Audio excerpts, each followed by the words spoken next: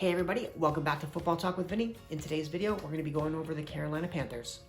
So I think quietly the Panthers have really had a very good offseason. I think they've set themselves up for a lot of success in the regular season, so let's get into that. So obviously I'm going to start with the big move of the Sam Darnold trade. I think this was huge for them.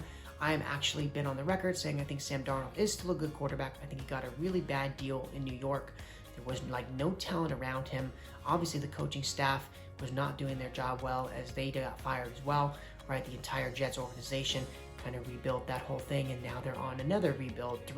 So I think he just got a bad, situation he was in. But I think going to Carolina, he's in a much better situation now.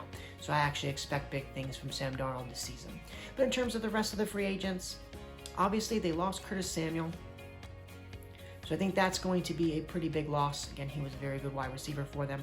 But you do have some guys, Robbie Anderson, DJ Moore. So you do have some weapons on the outside to still get it done. But again, a couple of the other free agents, they got AJ Boye, the ex-Broncos corner, and Jags corner. So again, to provide some depth for the cornerback position. And then some guys like Daquan Jones to play the D-line, Hassan Reddick as an edge rusher. So again, some guys to bolster that defensive line. Okay, so let's get into the draft. So obviously with their first pick at pick number 8, I think it was a shock to most, but they did end up going with J.C. Horn. A lot of people thought they would go in a lot of different directions, not cornerback, but again, they chose to take what in their minds was the best corner on the board. Then in the second round, they did address the wide receiver position actually. They went with Terrace Marshall, who was projected to be sometimes a late first round pick, depending on which mock draft you looked at. So again, to get him in the second round, I think they're pretty happy about that. And again, if he is a cheaper replacement for Curtis Samuel, that's going to help obviously the entire offense out. Now you got pick 70, they went with the tackle, Brady Christensen. So again, you want to help that offensive line. I think they had a lot of guys hit free agency. They signed some of them, but some of them didn't get re-signed back. So you want to continue to build that offensive line. Pick 83, they took a tight end, Tommy Trumbull. So again, you're adding a bunch of weapons now for Sam Darnold and Christian McCaffrey, right, to help both of those guys out. And then the rest of the draft was outside the top 100, and like I say in every video, kind of focusing on the top 100 because those are the guys likely to be the starters. If you're not picking inside the top 100, it's going to be hard just to even make the roster. But again, I'll still go over the rest of the draft. So you had pick 126, they took a running back, Chuba Hubbard. Yeah, I pronounced that right. At pick 158, they took a defensive tackle, Davion Nixon. Pick 166, they took a cornerback, Kenneth Taylor. At pick 193, they took a guard, Dante Brown. At pick 204, they took a wide receiver, Shi Smith. At pick 222, they took a long snapper, Thomas Fletcher. And then at pick 232, they took Phil Hoskins, a defensive tackle. Wow, they had a lot of picks.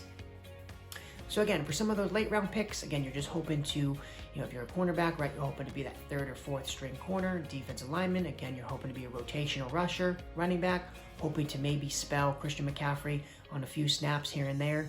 But I really want to focus in on those top 100. So again, you addressed the cornerback position, which was, again, the defense actually played surprisingly well last year. So I think adding a corner is going to be extremely beneficial, especially if he could play the way they're expecting him to play, to be a shutdown, lockdown corner. Again, when you take a cornerback in the top 10, that's what you're expecting him to be. Maybe not in year 1, but year 2, 3, 4, you are expecting him to eventually get to that point. And then with the other 3 picks that I wanted to go over quickly, you take a wide receiver, you take a tackle, and you take a tight end. So again, you're really trying to put a lot of pieces around Sam Darnold. You're going to give him every opportunity he never had in New York, right? He's got a lot of weapons. He's got the best running back in football. And now you added a tight end to give him another weapon. So at this point, he has really no excuse. If he doesn't succeed, you can now put the blame on Sam Darnold. Now, let's just get into the regular season, because I think actually the Carolina Panthers, like I said in the start of the video, they had a shockingly good offseason. I would not be surprised if they actually made a run at the division. And if they can't get to the division, they should have a very good shot at making the playoffs this year. Again, I think a lot of it's going to depend on Sam Darnold, but I actually believe he's a good quarterback and just had a bad deal in New York. So I think that if you look at the talent that they have so much talent on the offensive side of the ball, particularly that I think their offense should be very good. Their defense was decent last year, probably is going to take another step up. They have a lot of young players on that defensive side of the football. I think this team could shock a lot of people. They could win 11 or 12 games. Now, I think that's a lot, but I'm going to be kind of safe in my predictions for now. I'm going to say they finish somewhere around that 8 to 9 mark, And again, at that point, 8 wins might even get you into the playoffs as a wild card. It got Chicago in last year. And if they can get to 9 or 10 wins, they're almost guaranteed to maybe make the playoffs. But again, like I said, I would not be shocked if the Carolina Panthers won the division. I think they have a very good young team. And a lot of times with young teams, it could happen any year, right? That we or the Niners went to the Super Bowl and were 13-3. No one projected them to do that, right? A lot of people thought that they would be good. They might make the run at the division. If not the division, they might be a wild card team. But then all of a sudden, all their young players clicked all at once and everything just started rolling.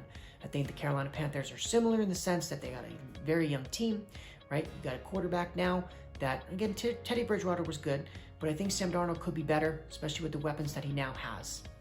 Now, lastly, just going to get into the cap space real quick. They have about $10 million, after they signed their rookies. So pretty decent. But next year, they're projected for $53 million. So at that point, they're going to have significant cap space. Now, again, they did pick up the 5th-year option on Sam Darnold, so he is under contract for this year and next. But if he does play well, you're going to have to probably look to sign him long-term, and it's going to be an expensive deal because, again, he is a quarterback. So that's just how that works. But at least if you're Carolina, you've set yourself up to have a lot of cap space. I think they're going to be a very good team this year. And if they can make the playoffs this year with having $53 million of cap space and their entire draft picks next year, they're going to be a very scary team for the near future. But that's going to do it for today's video. If you got this far, thank you guys so much. Make sure to leave a like if you did like the video, and also subscribe if you're new.